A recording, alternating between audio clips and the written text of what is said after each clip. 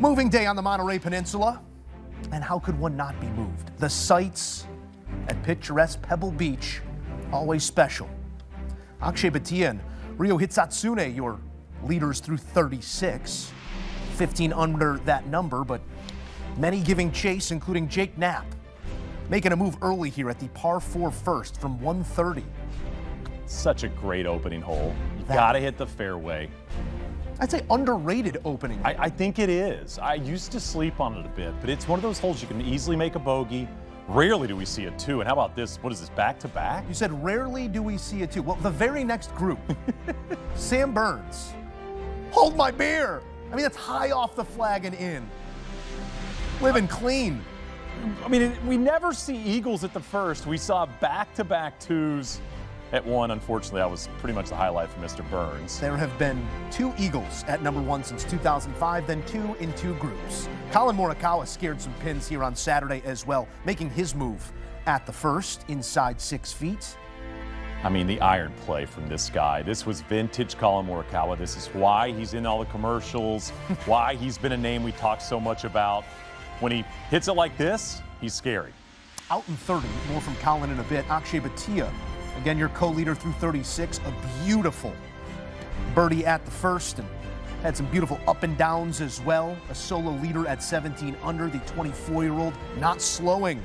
That bass putter of a guitar from 27 feet to the bottom. Bhatia moves to 19, now 3 clear. Shane, it was looking like a runaway at points. Yeah, I mean, this way, he was a terrible putter a couple seasons ago. I mean, he has completely flipped the script. Top 40 last season in putting. Got off to a slow start this year with the putter. Has putted well the last couple of weeks. And I mean, you talk about taking advantage of the first 7 holes of Pebble Beach. I mean, this was a beautiful approach. We saw some players flirting with one's day at 7. Living inside the circle of friendship, and the postage stamp picture perfect for Akshay, who makes another, a 4-shot lead at 20 under, pushed it to 5 there at 7 to get to 21. Led by as many as 5, birdied 6 of his first 7 holes. Who's this guy? What's his name? Scotty Scheffler. Got it. Put him on a milk carton. Where you at, pal? Scheffler entered T34 entering the day after a slow Thursday. Better golf there on Friday, and Saturday had its moments as well. Birdie at the last got him to 11 under, sits T22.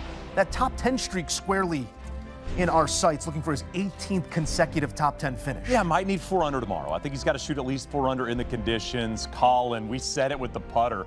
I mean, he did not pick up shots with the putter today and shot 10 under par. Into a share of second with Hitsatsune for the moment. Then at the par 5 finisher, greenside, to kick in his 10th birdie of the day. Morikawa, T2 at 17 under, a 10 under 62, 11 birdies on the day because there was 1 square as well. The 5th player ever since the year 2000, to hit all 18 greens at Pebble Beach. Back to Akshay at the last. The wind started whipping, Shane. It did derail Akshay in moments. Here it is. You can see it. That was a bogey at 17 for Akshay. It continued to affect him here at the last as he was trying to get it back with a birdie, but leaves it short. Bhatia unable to card a circle coming home, and you can see a bit of a shrug of the shoulders. What are you going to do? Mother Nature had her way in that final 30 minutes of play as Akshay cards a 4 under 68. Instead of that 5-shot advantage he once held, 2 shots as we head to the final round at the Pebble Beach Pro-Am. It's our pleasure to take you out to that magnificent meeting of land and sea where our lead analyst of golf on CBS, Trevor Immelman, joins us. Trevor, I'm getting ready to ask you about Akshay's ability to lift and separate here on Saturday. Instead, 2-shot lead, all the more interesting Sunday on CBS. What held him back on his inward 9? Well, look, the conditions got super tricky out there. He went out and played so well, 6 under in his first 7 holes, and then all of a sudden that fan turned on and things got so difficult out there. He didn't quite play as well, but it was so tough. The greens are so tiny here at Pebble Beach. You start missing him. The greens are getting bouncy. The ball's oscillating and moving around. And you just start to sow that little bit of seed of doubt in these players' minds, and you see some awkward shots. But, you know, he hung in there well and still carries this 2-shot lead to the final round tomorrow in his 100th start, trying to get his 3rd win. lowest square footage of greens on tour here at Pebble Beach. Impressive if you can find 18 of them the way that Collin Morikawa did on this day. Not hyperbole to say one of the greatest ball striking rounds in the 100 years of competitive golf being played there at Pebble Beach. Trevor, I won't say lost at sea, but he's been searching for something. What did he find on Saturday? Well, his iron play. That's really been the hallmark of his career, is great, accurate iron play. And today, when you look at it statistically, this is his 501st PGA Tour round of golf. And statistically, the best one he's ever played. Just absolutely flushed it and then managed to go ahead and make some putts on top of that. What a round of golf, 62. And now all of a sudden has got a shot to win again. It's been a little while. The fall of 23 was the last win for him. So he's going to be pumped to have this opportunity because it's been tough sledding for Collin. I mean, as you say, he's been searching a little bit, trying to find a little spark for his game. He found it today, and it's going to be fun to watch him play here in the final round, particularly if the conditions get really nasty. I mean, he has that ability with the shot making with the irons. And we'd love to see that on display. Famously, the wind did not blow when he hoists the claret jug. It will be an opportunity to maybe exercise that storyline en route to yet another victory for Collin Morikawa. The beauty of Pebble Beach, it's always on display. We did see it start to turn a bit into beast, and we're expecting more of that coming on Sunday. What does that do to this field? Does it scratch off certain names? Do you highlight anyone in particular prepared for what Sunday has to offer? Well, I think it opens it up because, you have guys who have the opportunity now who could be 5, 6 back, who can go out there and have the round of their careers and shoot something in the mid to low 60s and all of a sudden leapfrog everybody. That's what Morikawa did today, so why couldn't it happen on the Sunday? So I'm going back down to 13 under. There's some high-quality players at that number. I'm thinking about Lowry, Spieth, Schauffele, Ben Griffin shot a 65 today. If they can go out and post something early, look, you just have to look back in the last 45 minutes or so to see how these guys played the finishing hole with that wind just buffeting them off the ocean. Really, anything could happen tomorrow, and that's why I'm looking forward to watching. Ready the rain gear. Trevor Immelman, it is always our pleasure to have you here on CBS Sports HQ. Can't wait for an exciting Sunday, my friend. Thanks, Moose. What a place to be, Pebble Beach, where we will get 18 more, and it might present something different come Sunday. We go deeper on Akshay and others next on HQ Post Round. Back with Shane Bacon as we explore maybe why it will be Akshay Bhatia. Didn't finish the way he wanted to on Saturday, but still a leader's number comes Sunday. Shot value at Pebble Beach, it's always there. And we had some shot value specifically on this front nine for Akshay as well, as we take a look at some of the play, not just on approach, but around the greens as well. Yeah, you think about Akshay and how good of a ball striker he is, and he talked this week about the iron play and the driver and how it started to come around after struggles earlier in his year. He shot 78 at the Amex, shot 76 at Torrey, but it's not just the ball striking. This is a guy that has improved his putting, and the pitching has been great throughout the week. Even on that back nine, we didn't make a birdie. But let's go to the front nine, and we'll start at 2. The iron play at the second, way left. This is a green you never in a million years want to miss left. It slopes. It's where the X's are at in the caddy book. It's do not hit it here. Yeah. You heard the announcers at the time. They're like, oh, boy, this one's brutal.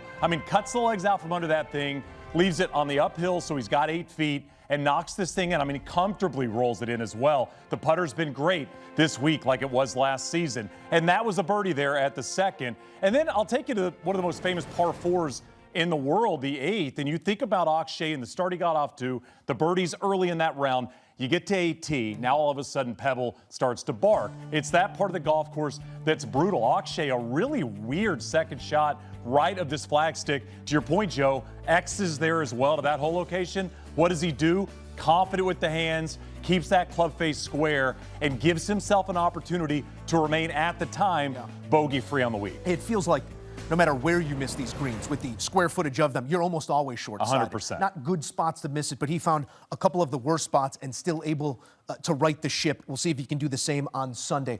We mentioned Joe Greiner and the value add he has been, not just to Akshay, but others on the PGA Tour. And Akshay had the hand warmer out like a QB. Well, this is his offensive coordinator. He's calling great plays for Akshay right now.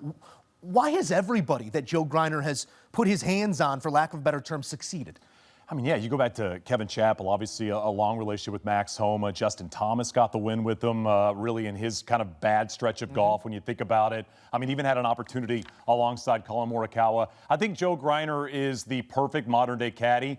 Very committed to the job, does a lot of work, is a heck of a player. I mean, he qualified for the USGA 4-ball a couple of years ago. Him and his partner shot 12 under in the qualifier. This is a guy that does not play a lot of golf, but I think for Akshay, and he mentioned it yesterday, having a left-handed caddy helps him. Having somebody that stands on the same side of the golf ball and hits a similar shaped shot is very helpful for him. I mean, for Joe Greiner, he sees those level of golf shots. You think about the old days, Joe, when you thought about Bones alongside Phil Mickelson, and they'd stand on opposite sides of the hole kind of reading those putts.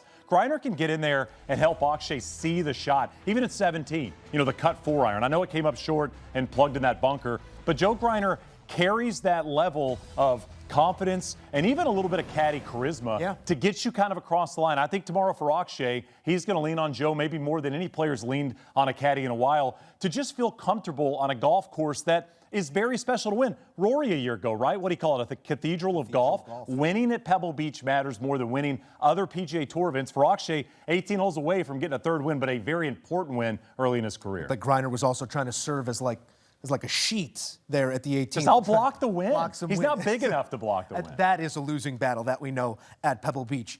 You mentioned what it means to win here, and there are certain places synonymous with the sport, but then certain names that you feel like it would make sense if that player won there. When I look at Jake Knapp, he's got a great chance on Sunday out in front of him as well. It feels like a winner at Pebble. The ball flight, the laissez-faire attitude that he 100%. brings out to the golf course, almost a Freddie Couples to him in more ways than one. As we take a look at Knapp's card, bookend eagles are always welcome here. Holes 1 at 1, gets the eagle 3 at 18. Would it feel right for Jake Knapp to be the one there holding Crystal on Sunday? Yeah, I mean, I was reading some of Jake Knapp's comments after the round today. Of course, makes that eagle at the last shoot 66, one of the best rounds late in the day considering the conditions rolling in. I mean, I just think the ball flight and his ability to kind of hit the different windows tomorrow will help him. He was talking about welcoming the weather and the rain. He said, we're going to get mud balls tomorrow. The greens are going to be tough to putt. I think preparing yourself for all of that is very helpful, but I think you nailed it in terms of what the golf course asks and maybe what the golf tournament asked, probably in prior iterations of the event when there was a lot more amateurs and a lot more famous celebrities around, not so much these days in terms of the elevated signature event. But this was a golf tournament that you saw the cool, calm, and collected players have a lot of success at. Yeah. That is Jake Knapp. And when you go through the modern-day player, I don't think you can say that about a lot of the best in the world. Jake Knapp, one of the most fun guys to watch hit golf balls. I think he's my favorite guy to watch hit the low camera angle behind him. With just the way he compresses the golf ball. It's beautiful. I'd love to see him go out there and shoot something low tomorrow. A worm cam's best friend. We'll see if Jake Knapp can find his way to a win. It's been an emotional few months for the fan favorite, and we'll see if it can be his moment when it's all said and done on Sunday. I can't think of a player less connected to a place than Min Woo Lee to Pebble Beach. You know, he's my favorite. That's my guy. I know. I am the Minsider is what I have coined myself as. Always rooting for our guy in the Oakleys, but the game, it's often bomb and gouge. What this place asks is accuracy off the tee and sound approach play. Why has it worked this week for Min Woo? Well, just making a ton of birdies. I mean, when you look at what he's done on the greens, 9th this week in terms of strokes gained putting, when you make a lot of putts, when you're going to have a lot of birdie putts when you bomb it off the tees. Hit a decent amount of fairways throughout the week. 30 of 42 for him, I'd say very good considering how few he rarely or usually hits in terms of his driving ability. But I think when you're Min Woo and you lean on the putter like he has this week, it's going to help. You got to leave yourself on the right side of these hole locations. You got to take advantage of the par fives. Kind of an unfortunate finish to his round today. I know he was frustrated by the finish in the conditions. Yeah. But when you're Min Woo, if he can hit, let's say 9 fairways again tomorrow, he's going to have a chance to make 5 or 6 birdies, and let's see how many he offsets with the bogeys. I mean, if it's Min Woo, throw out the models. Nothing means anything. You cannot prognosticate. It makes sense at Augusta and Houston. That's forecast, it. That's it. We will see what the Minsider himself can pull off. I like Minsider. The question is going to be who can stand in a driving rain and keep their ball in front of them on Sunday. That's what we are expecting in terms of a forecast by Pebble Beach, Monterey by Carmel by the Sea on the Monterey Peninsula at Pebble Beach. Many monikers. You got it. And names of this special place. In terms of what we did not expect to see this week, Min Woo Lee may be on that list. Scotty and Rory being this low in the rundown may have been it as well. I'll go dealer's choice here because thoughts on Scotty's body language, thoughts on Rory's preparedness. Let's address both here. Maybe we do go Rory first here because there were high highs, just too many lows. Was that rust of an offseason? I don't know if it's a rust of an offseason. I just think Rory's a guy that makes a lot of big numbers. I mean, I think throughout his career, think about the way he won Augusta last year. What did he make? 3 double bogeys in the run to winning that green jacket. He is going to get Aaron off the tee occasionally, and he's going to play aggressive golf. I actually like the decision on 4 today to hit driver. He understood the importance of getting the round rolling 1 through 7. Takes kind of the driver off the tee there at 4, trying to drive it on the green, potentially make an eagle, hits it right, makes triple. Tournament's kind of done for Rory McIlroy. And I think when you talk Scotty, and I might have been the only guy in the world that picked against Scotty at Pebble Beach this week. On the Golf on CBS podcast, famously they do a can win, can't win. I think it was the gall to sit there and say Scotty Scheffler can't win this golf tournament, but Shane Bacon. I think it was the first time since we've been doing the segment in a year and a half where somebody picked Scotty not to win the golf tournament. You don't say his name. Don't say it out loud. Don't say his name. But the iron play. I mean, I said it going into the week. I mean, this is his superpower. You think about what Colin Morikawa did today at Pebble Beach. It is a golf course that requires great iron play. Look at the players that have dominated this place over the year. Tiger, Mark O'Meara. You think about Phil Mickelson. Great iron players. And for Scotty to kind of lose it in terms of the iron play the last couple of weeks, this is a stat he's led the PGA Tour in each of the last 3 seasons. I mean, he's down the bottom of the list in terms of strokes gained approach. Started to make some birdies late yesterday and into today, but well too far back to pick up the victory. Also famously led all 4 rounds scoring a season ago. First round scoring, second round scoring, third round scoring, fourth round scoring. Scoring average all belong to Scotty Scheffler. It's getting out of the gates that has been his issue. Can you say that again? I mean, every round? First round scoring, second round scoring, third round scoring, fourth round scoring. Scoring average, unbelievable, all low man in all 4 of those rounds. So it wasn't a Scotty's really finding his strokes on Saturday or Scotty's getting it done out of the gates. But we do know this year, small amount of data, struggling here on Thursdays, putting himself behind the 8 ball. I don't know if I'm making something out of nothing here, but is any of it get these amateurs off my golf course? I don't think so. I think you understand, especially the first couple of days at the Pro-Am, it's going to be slow. You're going to have the AMs, and you get to the weekend, and you'll be okay. I think embracing what this golf tournament is about. I mean, the history of this event, that's what it was. I mean, it was the clam bake where you played with the famous people and rubbed shoulders with Hollywood and actors and CEOs. That's what the event has been. It went away from that for a couple of years. I love the fact that it is back. Everybody has a job that week. If you're a celebrity, you might play music at the bar, or you might, go up and talk to some people that matter.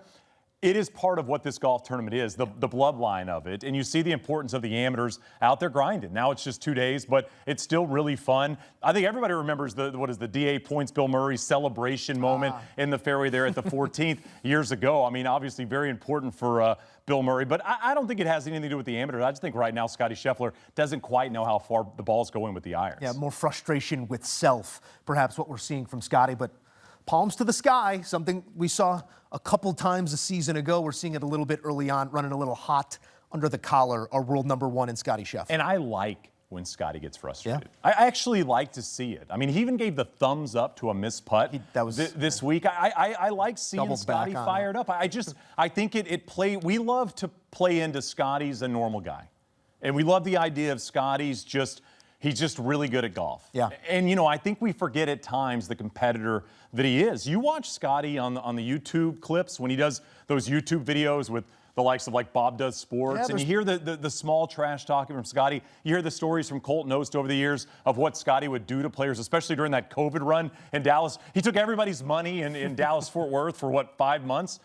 I like seeing Scotty fired up because it shows us a little bit more about the competitor he is. Range of emotions, and yes, a supreme competitor that feels frustration like we all do. Shane, you have seen the many faces of Pebble Beach as well throughout your golfing career, whether standing on that famous 18T, covering a major there. What are these players about to face on Sunday? The difference in test, let's say, not even here on Saturday, but what they faced in the one round that they got either Thursday or Friday, and what they're going to see on Sunday. Yeah, I mean, it'll be night and day. I mean, I think the importance of this golf course, as I mentioned to you off the top, this is a golf course where, unlike Augusta National, you got to go get it early. And that can put a lot of pressure on somebody near the top of this leaderboard. I mean, you think about Akshay Bhatia and what he's going to be facing tonight into tomorrow, understanding that he's got to play aggressive golf out of the gate. He's got to be a couple under par through 7 holes, because once you step on 8T, I mean, you're looking at playing at your best even par golf on the way home. If somebody does something better than that, they're likely going to win the golf tournament. So I think the pressure and the stress out of the gate on this golf course,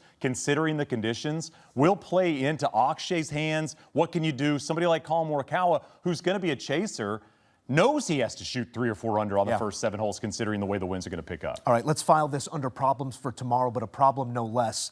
The USGA is sitting watching play this week, saying what? They will host the 2027 U.S. Open at Pebble Beach. And at 6,400 yards, if the wind does not blow and the precipitation does not come, it's going to be a golf course again for the taking, as we saw through 2.5 days this week. What are they thinking at the USGA? I mean, you know, you've got to be diving a little into the technology talk. You really do. At this point, I mean, you look through some of these numbers. I remember when Spyglass was tough. And I mean, I know it was perfect conditions the first couple days, but we're seeing 62s and 63s around Spyglass. I mean, this was a golf course that I remember 4 or 5 years ago telling a buddy of mine, if somebody shoots 4 under, it's a great round. Yeah. I mean, now they're touching 9, 10 under around Spyglass. That, to me, even more than Pebble, tells you everything you need to know about perfect conditions. When the conditions are great, even if the greens aren't great, and Pebble's greens are always a bit bumpy considering the grass that's on them, you can still shoot 8 or 9 under pretty comfortably on this golf course. If you're the USGA, I don't think you can grow the rough high enough. I really don't. I don't think you can make the greens fast enough because, again, if the winds pick up, as we saw in 18, guys can't finish the rounds. I think at some point you've got to be diving into the idea of, is the golf ball going too far to make a place like Pebble obsolete? And something I found very interesting is we talk about technology and the golf ball. There are 2 golf courses in the world that I think this matters the most at, and they happen to be the 2 most famous golf courses on each continent. And that's the Old Course at St. Andrews and Pebble Beach. They're both relatively short. They both host major championships. And when the winds are down, guys can go out there and shoot 10 under relatively easy. And I think those are the 2 golf courses that, you know, they open next year at St. Andrews. If 25 under or 30 under wins there, where's the conversation go? It is the bellwether abroad and here domestically for this game of golf. We will see both of them in the Rota next year, and maybe we'll see big red numbers at both. Only Mother Nature will tell. Shane Bacon here with all the latest from Pebble Beach. And don't forget, we have amended times coming your way. The final round of the AT&T Pebble Beach Pro-Am. Those tee times moved up. 12:45 Eastern Time. Your final grouping off 1 tee at Pebble. We will certainly bring you the thrilling conclusion right here on CBS and streaming on Paramount+.